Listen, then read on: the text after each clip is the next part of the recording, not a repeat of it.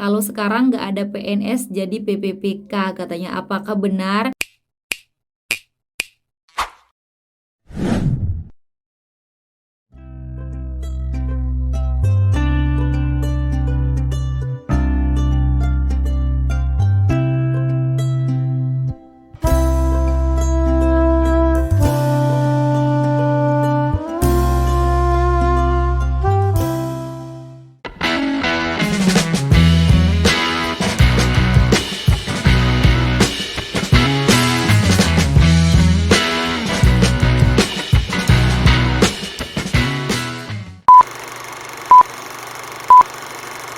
Assalamualaikum warahmatullahi wabarakatuh. Terima kasih karena kalian sudah klik video ini. Selamat datang di channel aku. Salam kenal, aku Lili Hernawati. Teman-teman, kali ini kita akan kembali membahas mengenai beberapa informasi penting terkait P3K tahun 2023 dan juga beberapa prediksi soal untuk seleksi P3K tahun 2023. Tapi sebelum itu, buat teman-teman yang belum subscribe channel ini, yuk dukung Mimin dulu dengan klik tombol subscribe kalian, dan jangan lupa untuk nyalakan juga tombol notifikasinya supaya teman-teman tidak ketinggalan info-info terbaru dari aku. Terima kasih. Informasi kita yang pertama mengenai formasi CPNS dan PPPK untuk tahun 2024 yang kabarnya pemerintah sudah menyiapkan sebanyak 1 juta formasi. Dilansir dari antaranews.com, Jakarta, pemerintah akan menyiapkan 1 juta formasi calon pegawai negeri sipil atau CPNS dan pegawai pemerintah dengan perjanjian kerja atau P3K, terutama di bidang pendidikan dan kesehatan untuk tahun 2024. Menteri Pendayagunaan Aparatur Negara dan Reformasi Birokrasi atau Menpan-RB, Abdul Azhar Anas, berharap pemerintah daerah dapat mengajukan formasi PPPK untuk tenaga honorer di bidang pendidikan dan kesehatan yang menjadi prioritas. Kami berharap dari daerah segera mengusulkan untuk P3K karena pendidikan dan kesehatan sedang menjadi prioritas. Sekarang kita sedang ajukan formasi 1 juta lebih yang kita ajukan untuk 2024. Itu katanya teman-teman ya, saat ditemui di Kompleks Istana Kepresidenan Jakarta hari Kamis. Azwar menjelaskan bahwa sebelumnya pemerintah sudah menyiapkan 700.000 formasi untuk tenaga honorer di bidang kesehatan dan pendidikan, namun yang diusulkan pemerintah daerah hanya 400.000 formasi. Jadi ini juga terkait dengan banyaknya usulan dari daerah teman-teman ya. Adapun pembukaan formasi ini untuk memfasilitasi tenaga honorer yang belum diangkat menjadi ASN maupun P3K. Saat ini pemerintah tengah menyiapkan opsi terbaik terkait rencana penghapusan tenaga honorer di kementerian atau lembaga pemerintah mulai 28 November tahun 2023. Dalam rapat kabinet bersama Presiden Joko Widodo, Azwar menyampaikan bahwa Kemenpan-RB bersama Asosiasi Pimpinan Daerah serta Komisi 2 DPR RI tengah mengkaji opsi terbaik terhadap tenaga honorer dengan tidak melakukan PHK. Jadi sebisa mungkin pemerintah tidak akan melakukan PHK teman-teman ya, namun tetap tidak membebani APBN. Jadi diusahakan untuk sebanyak-banyaknya formasi yang dibuka teman-teman. Presiden meminta ada jalan tengah terhadap jutaan tenaga honorer yang belum diangkat menjadi ASN. Menurut dia, opsi pemberhentian massal akan berpengaruh terhadap pelayanan publik karena tenaga honorer tersebut pada kenyataannya membantu pemerintah terutama di pelosok daerah. Ada banyak di menara-menara suar di berbagai daerah itu, ada banyak non-ASN yang nyatanya mereka membantu luar biasa katanya. Rencana penghapusan tenaga honorer sebelumnya tertuang dalam Surat Menteri Pendayagunaan Aparatur Negara dan Reformasi Birokrasi yang ditandatangani oleh Cahyokumolo pada 31 Mei 2022. Surat tersebut menjelaskan tentang status kepegawaian di lingkungan instansi pemerintah pusat dan pemerintah daerah yang ditujukan kepada pejabat pembina kepegawaian atau PPK di kementerian atau lembaga pusat ataupun daerah. Informasi kedua dilansir dari detik.com mengenai Pemkab Banyuasin yang membuka 2.732 formasi guru dan nakes untuk PPPK tahun 2023 ini. Pemerintah Kabupaten atau Pemkab Banyuasin akan membuka lowongan untuk pegawai pemerintah dengan perjanjian kerja atau PPPK untuk formasi guru dan tenaga kesehatan atau nakes. Total ada 2.732 formasi yang akan diterima. Sekretaris Daerah atau Sekda Banyuasin Erwin Ibrahim membenarkan Pemkab Banyuasin akan membuka penerimaan P3K untuk formasinya, kata dia, guru dan nakes. Ada buka PPPK dalam tahun inilah, tinggal menunggu juknis. Prioritasnya nakes akan ditempatkan di daerah terpencil atau belum tersentuh oleh nakes. Bukan hanya itu, sambungnya, Pemkab Banyuasin juga akan memprioritaskan nasib nakes yang statusnya belum jelas. Ada juga nakes yang belum jelas statusnya, maka diprioritaskan statusnya, seperti itu. Erwin menjelaskan 2.732 itu terdiri dari formasi guru sebanyak 1.536 dan formasi nakes 1.196. Lebih banyak guru ya teman-teman ya, tapi hampir sama. Penerimaan, sambungnya, masih menunggu dari Menpan RB. Bulan pelaksanaan belum tahu, masih menunggu formasi resmi dan persetujuan dari Menpan RB, ujarnya. Ia juga menjelaskan bahwa penerimaan pada tahun ini hampir sama dengan tahun lalu, tapi masih menunggu juknis. Sedangkan untuk penerimaan, kata dia, tidak jauh dengan pusat. Untuk aturan hampir sama. Jika pusat telah menentukan bulan, maka tidak akan jauh beda dengan daerahnya. Seperti itu teman-teman ya. Jadi untuk tesnya juga kemungkinan akan sama dengan tahun kemarin ya, periode 2022 dengan 2023 ini. Itu juga teman-teman ya. Jadi teman-teman bisa mempersiapkannya dari sekarang teman-teman ya, untuk tesnya apa saja. Kemudian silahkan dilatih teman-teman ya, sesering mungkin supaya terbiasa. Oke teman-teman. Informasi yang ketiga merupakan usulan dari Pemkab Buleleng teman-teman ya. Untuk formasi PPPK guru dan nakes di tahun ini katanya sebanyak 938 formasi. Pemerintah Kabupaten atau Pemkab Buleleng mengusulkan sebanyak 938 formasi untuk pegawai pemerintah dengan perjanjian kerja atau P3K pada 2023. Dengan rincian 558 formasi untuk guru dan 380 formasi untuk tenaga kesehatan. Kepala Badan Kepegawaian dan Pengembangan Sumber Daya Manusia atau BKPSDM Buleleng, Gede Wisnawa, mengatakan usulan tersebut telah diajukan ke Kementerian Pendayagunaan Aparatur Negara atau Kemenpan RB. Usulan ini kan rutin setiap tahun. Kalau dulu kan PNS, sekarang nggak ada PNS jadi P3K, ujarnya kepada Detik Bali pada hari Sabtu 17 Juni tahun 2023. Tahun ini kami usulkan P3K guru sebanyak 558 formasi dan untuk tenaga kesehatan sebanyak 380 formasi. Ini sudah diusulkan. Berapa yang kami terima itu tergantung keputusan dari pusat. Jumlah formasi yang diusulkan tersebut sesuai dengan pemetaan kebutuhan PNS di Buleleng. Yang pasti jumlah yang diajukan berdasarkan analisis jabatan dan analisis beban kerja yang disampaikan masing-masing satuan perangkat kerja daerah. Semua sesuai dengan kebutuhannya, meskipun dari pemerintah menyiapkan 1 juta formasi, tapi mungkin karena kebutuhan dari daerah masing-masingnya ada yang sedikit, ada yang banyak, maka mereka cuma bisa mengusulkan sesuai dengan kebutuhan teman-teman ya. Tidak serta-merta mengusulkan begitu saja, ini semuanya sudah berdasarkan kajian masing-masing SKPD.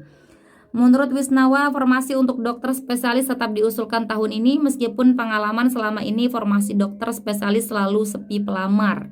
Saya memperhatikan yang ini teman-teman ya, kalimat usulan ini kan rutin setiap tahun katanya. Kalau dulu kan PNS, kalau sekarang nggak ada PNS jadi PPPK katanya. Apakah benar PNS kali ini nggak ada, hanya untuk yang dinas saja teman-teman? Kita juga masih menunggu teman-teman ya. Apakah benar sekarang hanya ada PPPK juga di tahun 2023 ini? Oke teman-teman. Jadi teman-teman yang mau ikut PPPK silahkan dipersiapkan saja latihan-latihan soalnya. Nanti saya akan berikan latihan-latihan soal yang sesuai dengan bocoran soal di periode sebelumnya ya, yaitu tahun 2022. Oke teman-teman, semangat! Oke teman-teman, itu dia beberapa informasi terkait perkembangan P3K tahun 2023, dan berikutnya saya akan tampilkan beberapa prediksi soal yang saya ambil dari buku Siap Hadapi PPPK tahun 2023-2024 edisi revisi, yang beberapa bagian soalnya adalah bocoran soal dari tahun sebelumnya teman-teman ya. Oke, selamat menyaksikan. Nah ini dia teman-teman ya, buku Siap Hadapi P3K 2023-2024 edisi revisi. Dan di sini ada beberapa bocoran soal yang sudah saya modifikasi juga teman-teman ya, dari soal-soal PPPK periode sebelumnya ya, 2022-2023 teman-teman. Nah, di sini ada beberapa poinnya, yaitu kompetensi manajerial, kemudian kompetensi sosial kultural, kemudian ada juga wawancara, dan ada beberapa FR kompetensi teknis, bentuknya FR saja ya, kisi-kisi saja, tidak ada contoh soalnya. Kemudian yang terakhir ada tips dan trik jawab soal cepat. Nah, bagaimana contoh soal dari yang ini, 3 ini ya, manajerial, sosial kultural, dan wawancara? Kita langsung saja ya.